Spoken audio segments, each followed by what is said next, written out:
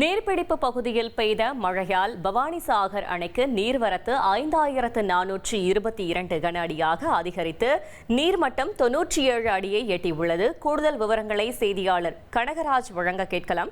கனகராஜ், வணக்கம். மேலும் தகவல்களை சொல்லுங்க. வணக்கம். ஈரோடு மாவட்டத்தின் முக்கிய நீராதாரமாக விளங்கும் பவானிசாகர் அணையின் மூலம் ஈரோடு, திருப்பூர் மற்றும் கரூர் மாவட்டங்களில் உள்ள 2,47,000 ஏக்கர் நிலங்கள் பாசன வசதி பெற்று வருகின்றன. இந்த அணையானது தமிழகத்தில் மேட்டூர் அணைக்கு அடுத்தபடியாக இரண்டாவது பெரிய அணையாக விளங்குகிறது. தற்போது அணையின் நீர்பிடிப்பு பகுதியான நீலகிரி மலை பகுதியில் கனமழை பெய்து வருகிறது.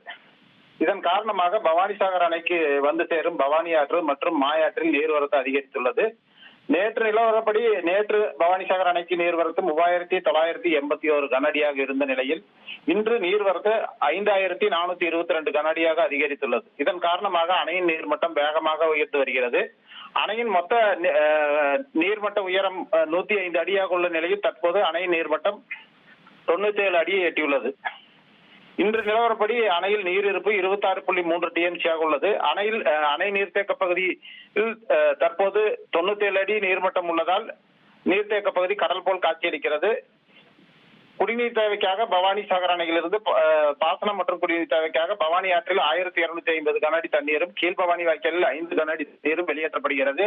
அணையின் நீர்மட்டம் வேகமாக உயர்ந்து வருவதால் பாசன பகுதி விவசாயிகள் மகிழ்ச்சி அடைந்துள்ளனர். ட்ரெண்ட ஃப்ரெண்ட் ஆக்கிக்கோங்க. தந்தி டிவியின் சப்ஸ்கிரைபர்ஸ் அண்ட் ஃபாலோவர்ஸ் குடும்பத்துல நீங்களும் இணையுங்க.